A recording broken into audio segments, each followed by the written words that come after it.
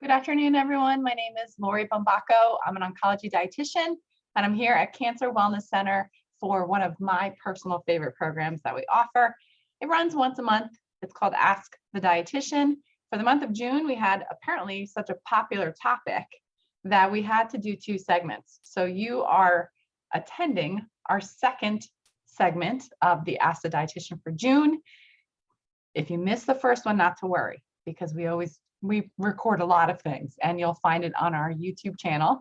So you can see the first set of questions that I had allotted enough time for in the Ask the Dietitian for June. And today we're going to discuss the remaining questions that were asked, all related to the grocery store. Because I get a lot of questions from survivors and participants at the center, how to navigate that store to find the most cancer protective food. So hopefully we can answer to the best of my ability your questions today. I'm going to share my screen, and just a reminder for those of you who have registered, you will get copies of these slides as well as some other resources that I like to share to sort of help you translate this information into your day-to-day life. So I'm going to share my screen now, and I'm going to get started on our June program, Ask the Dietitian. Again, this is our second segment of the program. If you hadn't already known, on the first Sunday in June, it is National Cancer Survivors Day. So it's a celebration of life. And I hope you were able to recognize that, at least on that first Sunday of June, but hopefully every day. All right, so today I just want to go through some grocery store tips that we reviewed last time, but then get to those questions, provide the best answers I have possible, and then offer some additional resources as well as recipes at the very end. So please stay tuned. So just a reminder, as it relates to finding the most nourishing options at the grocery store, I think it's important to help yourself by planning ahead. So sometimes it means like taking inventory of what you have in the kitchen, and then seeing what meals you can plan based on what you already have, so that it limits how much time you actually need to plan and spend in the grocery store. I like the idea of shopping more often, making a quick trip in for some fresh produce, because that tends to perish a little easier. So if we want to enjoy more of them in our cancer protected diet, we may have to go more often. Now, mindfulness is something that can really bring a lot of peace to your life. It certainly is a helpful tool to use also when you're in the grocery store, because there is a lot of potential distraction, and we can help kind of keep to our list and our cancer protective choices if we're really paying attention to that list, right, and not getting distracted. It's also great to read labels, and if you watch part one of this Ask the Dietitian, we did actually review how to navigate reading that label, because it could be very complicated. And I gave 2 pointers, really to focus on that nutrition facts panel, and then to focus only on the ingredients. And that's really how you can help yourself make the best choice. For those of you who registered, I have this great copy to share with you, all about some tips when you go to the grocery store. So the questions that I want to cover today, we're going to start with question 5. Other than the dirty dozen, anything else that definitely should be organic? Should I buy organic or non-organic? Is that okay for our fruits and veggies? And then I addressed this question last time, but just a reminder that I do get asked often about estrogen sensitive foods, and are there foods that we eat that have estrogen and influence our estrogen, and how that may not be recommended for someone who has a cancer that likes to feed off of estrogen. So I have addressed this in other programs, and I would love to address this one-on-one for the individual who asked this question, because this is a myth. There are no foods that we eat that directly impact our estrogen levels, but there are definitely meaningful ways that we can help ourselves if we have an estrogen sensitive cancer with some of our specific food choices. Next question, what is the best nutrient-rich vegetarian food item that is quick to eat or prepare? I love that question. How about quick and easy as well as healthy snacks for teen girls? And then lastly, where can I find fresh produce at a reasonable price? Because grocery stores are overpricing fresh produce. They recognize that we want to eat healthy. And I agree with that second part. Now, this actually was a question, and I'm not going to read through it. I don't know if you remember in part one, but this is a wordy question. So I really just wanted to highlight the basics of this question, which is the dirty dozen list and the clean 15 list. And that comes from the environmental working group. And it's sometimes helpful for some, but for this particular individual, he or she mentioned that the lists are stymieing. And I couldn't agree with this person more. So the question is, would it be better to have no berries because I can't find them organically, or they don't look like the best choice for me in terms of the organic berries? Or should I just go conventional in that instance and have conventional berries? Would that be harmful for me? Love this question. I think this is my favorite one. So we're going to spend some time on this one. Okay, so let's start with that first question for today. What is the best nutrient-rich vegetarian food item that is quick to eat or prepare? Well, in a word, I mean, if I had to choose, I have to go with one of my favorites. That's beans. So I have a canned version here, and they certainly are convenient for us to enjoy. Why do I go with beans? Well, all of the beans that we eat, no matter what type of bean it is, they are all rich in protein, fiber, folate, iron, magnesium, potassium, and zinc. They give us a lot of nutrition. Now, what you notice italicized there is fiber, magnesium, potassium. That's because most Americans are not consuming enough of those nutrients. So here's one great opportunity to satisfy that in just one small package. If we want, we can opt for ones that are low in sodium in terms of the canned options, or have no added salt. Also, when we rinse our beans, we can remove up to 40% of sodium, are what some experts estimate. Now, pre-cooked lentils are another great option too. So if you have access to them or you've seen them, they would be a great choice for you. Why are they my choice? Not only for the nutrition sake, but for the taste, but convenience. So you literally can open up a can, rinse it, and you have a meal basically almost ready. You're just going to zhuzh it up with a little bit more, right? So here are two ways to do that. And I'm going to give you these actual recipes to the participants, of course. But you can simply saute it with some additional veggies. You could make a salad using some fresh raw vegetables, and you're just going to mix in whatever flavors of your choice, and bam, you have either a meal, a part of a meal, a side dish, a little snack.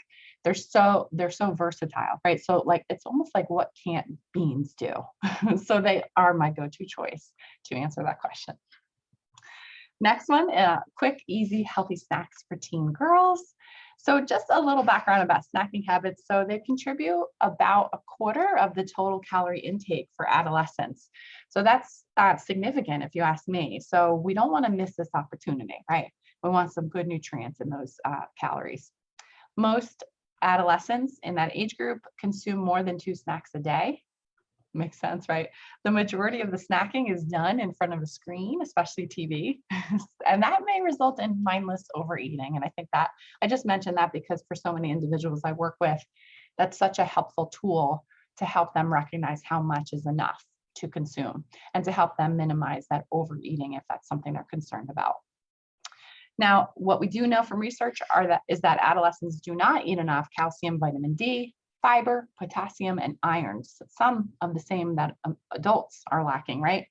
So could snacks be an opportunity to fulfill that need? I say, why not, right?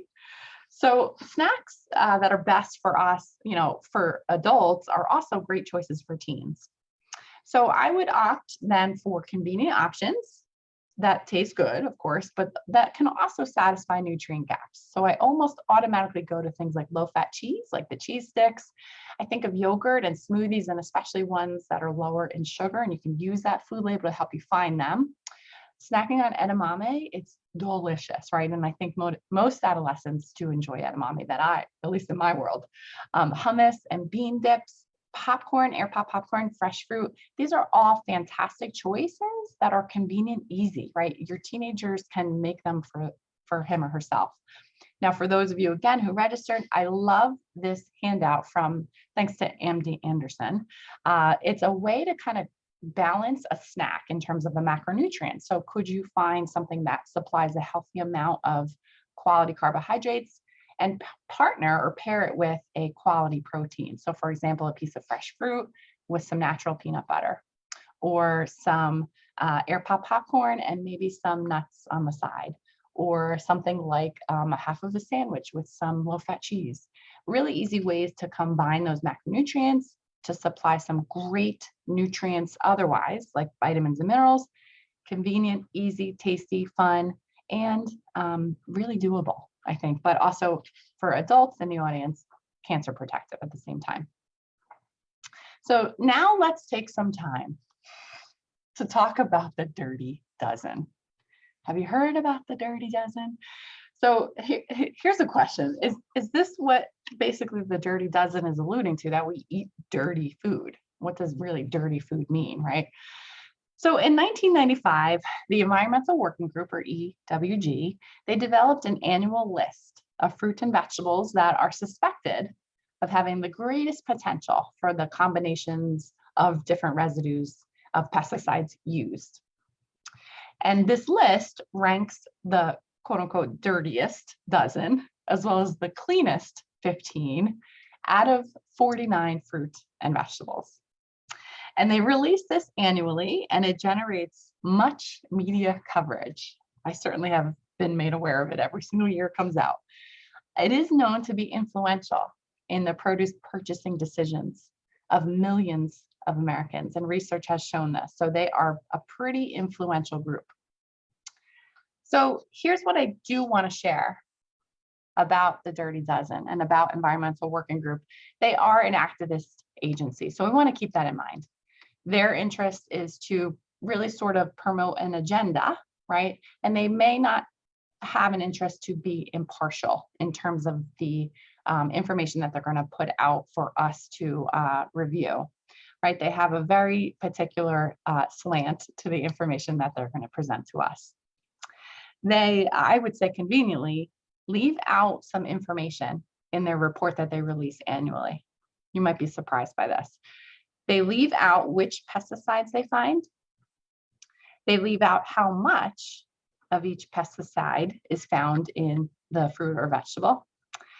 And they also leave out the effects of those pesticides on our health at the levels that were found. Wouldn't you want to know that information? I know I would. So what some argue is that the Environmental Working Group really, because of all of this, they're also failing to include how much of those pesticides found compare to what the government deems acceptable in terms of our safety for consumption. So how much is found? How much does that matter in terms of how much is recommended for us to limit, right, and to not overconsume? So here's what we do know about some of the fruit and vegetables on the Dirty Dozen list. Some of those choices, I would say, I think it's all of them, they contain negligible amounts of pesticide residue. Over 99% of tested samples had residues that were below the acceptable tolerance established by the EPA. Over 99%. So that's basically all of them, right?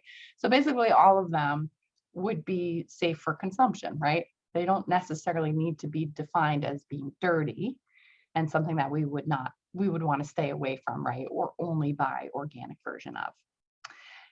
Of those same samples, 30% had no detectable pesticide residue, none, 30%. So a third of the fruit and vegetables, none at all. Over 60% of conventional fruit and vegetables technically qualify to be labeled organic in terms of the amount of pesticide residue that they contain. That's good to know. So over half. You may or may not know this, but organic farms do use natural versions of pesticides. So not man-made, but natural versions, and rather than synthetic ones. Natural pesticides like abamectin and rotenone, I'm hoping I'm pronouncing that correctly, in very large amounts would be just as harmful to us and just as harmful to the environment, right? So we don't want to automatically assume that organic means safe, okay? What it comes down to, and this is very often the case with nutrition, the dose is the poison. The dose, how much of it we have is what the issue is.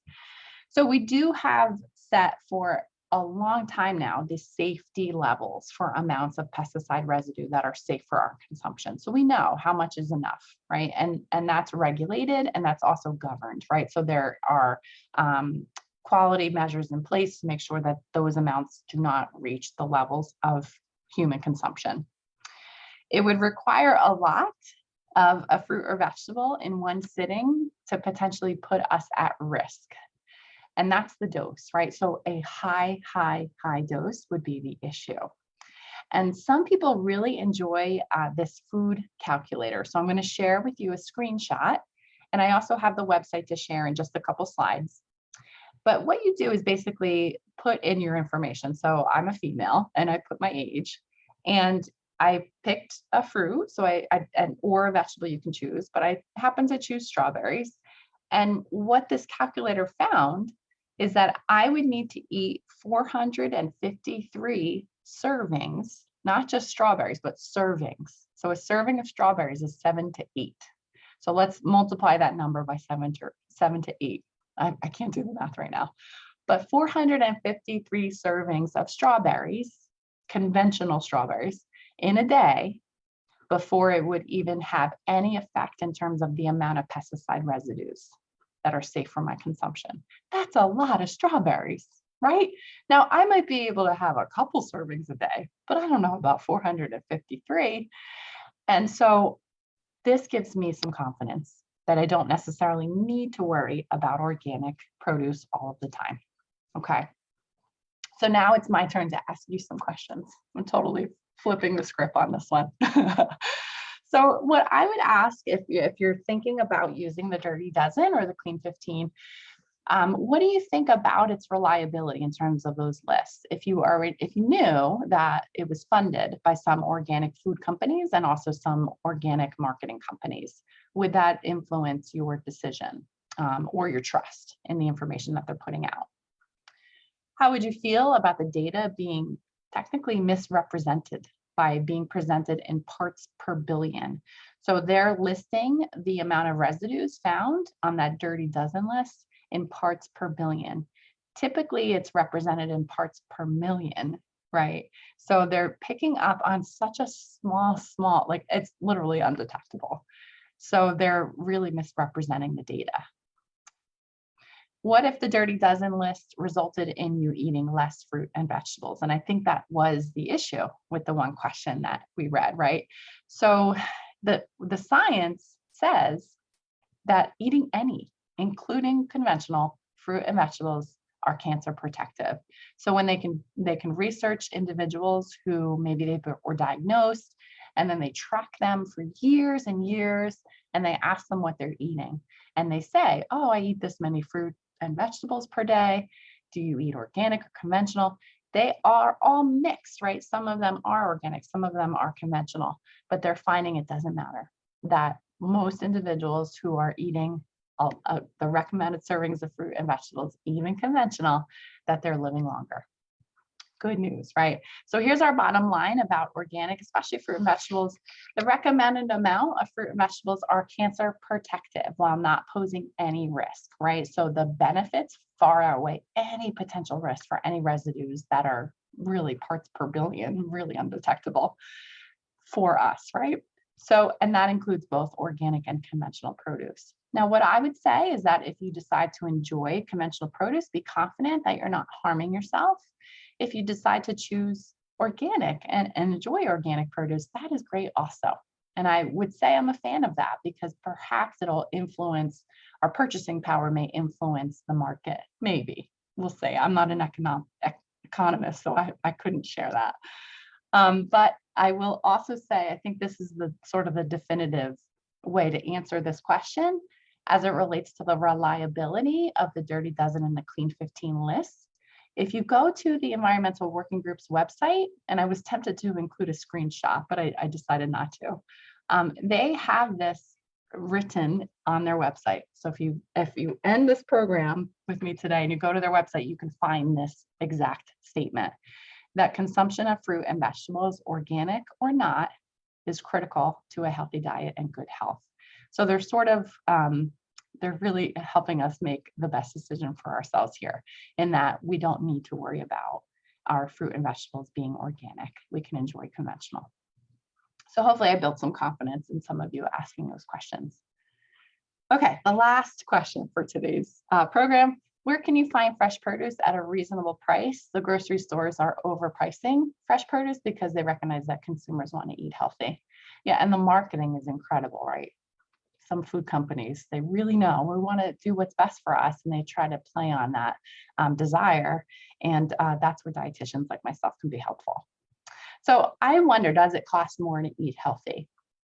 So this is from the US Bureau of Labor Statistics, and I took this most recent data from April of 2023, and it just gives the average price data in US dollars for selected items. So we don't have an entire list of some other fruit and vegetables per se, but what I wanted to point out is the cost in descending order. So the most expensive, and this was as of April 2023, was ground chuck.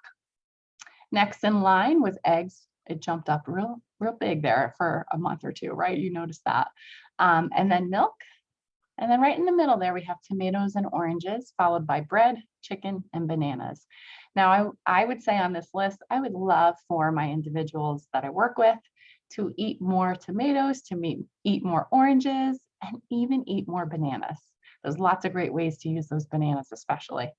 But, you know, Americans tend to eat tomatoes in the form of ketchup, and Americans tend to consume oranges in the form of orange juice. So good to know that we can really actually find on this list that they're sort of in the middle there. They're not necessarily the most expensive foods that we can eat. So keep that in mind as you are shopping and looking at your food budget. So I did a little experiment, and this was, again, earlier in June, so the prices may not reflect the current state of the grocery store. But I wanted to see like how much it would cost if I wanted to eat the recommended amount of fruit and vegetables per day. And some of these are organic, some of them are not. So I broke down how much it would cost and how many servings I would get out of that particular fruit or vegetable in order to get my servings in the day. And it cost me for the day about $4, a little over $4 to eat the recommended amount of fruit and vegetables in a day. Then what I wanted to do was look at what typically Americans consume in terms of snacks or parts of their meals. And so I took things like baked chips, low-fat cheese sticks, granola bars, fruit yogurt, popcorn, frozen yogurt, very popular items. And those items, as it turned out, cost a little bit more. They cost $6, a little over $6. So that's someone who's not eating the recommended amount of fruit and vegetable per day. It costs them more to eat that way. So keep that in mind. And I think think about some of the foods that you're eating and if you can make some substitutions. Now, this might not be the most helpful list because I'm not comparing calories per se, but I would argue that, you know, on my fruit and vegetable list, if I spend a couple more dollars, I can get a great hummus to dip those vegetables in, or I can get some low-fat yogurt or some oats to put under my fruit, right? If I'm going to have a snack or part of a meal, and I'm still going to really be savvy in terms of my budget. So keep that in mind in terms of your food budget. So produce for less, right? How do we shop and save and eat the recommended amount of fruit and vegetables? I always recommend buying on sale. What this does also is it keeps some variety in your diet, right? So maybe strawberries are on sale one week and then it's something like blueberries the next. So it might not be necessarily on your grocery list, but having that flexibility will allow you to save some money. Consider frozen varieties. I think especially when in the cooler months, frozen fruit is such a great option, but also too, frozen vegetables. They are just as nutritious and they certainly will save us some money. Shop for what's in season and certainly at the farm market. You will be very surprised how much less expensive it is at the farm market. And especially if you are willing to negotiate with the farmers, very often they are. Sometimes I get away with getting the tops of vegetables like beet greens or carrot greens that other shoppers at the farm market don't care for. So I watch like the farm workers or the farmers rip off the greens and put them in a box. And then I ask for them and they usually give them to me. So that's a little tip if you're willing to try them. Review your food budget, right? So What's an interesting trend is that many of us are eating out more. That trend has really skyrocketed. So dining out, we certainly know is expensive. So maybe that's an opportunity for you to dine out one less time per week if it means you can spend more on your food budget and especially buy those fruit and vegetables. And then also to keep in mind that saving money on cheap and less healthy food, it might cost us now, but does it add to a higher cost, especially for medical bills in the future? I wonder about that. So I did find a study that looked at this, and the researchers sought to estimate the cost that was associated with a suboptimal diet in the US, meaning not eating the recommended amount of fruit and vegetables. And what they did in this study is they looked at 10 different food groups, and they wanted to see how often someone was buying those foods, what they spent, and then what their outcomes were down the road, right? So they followed them for a long period of time.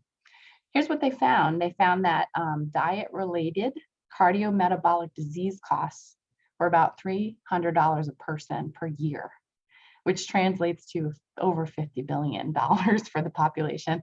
So what this means is the people that were buying the foods that were less cardio and metabolic protective, so more red meat, more processed meat, more of those sugary items, less of the fruit and vegetables, they actually were paying more in the end on medical care. It's a feather in the cap for nutrition, right? For prevention. So I just wonder, could you evaluate your food budget and invest in health now in order to reduce the burden of medical costs later?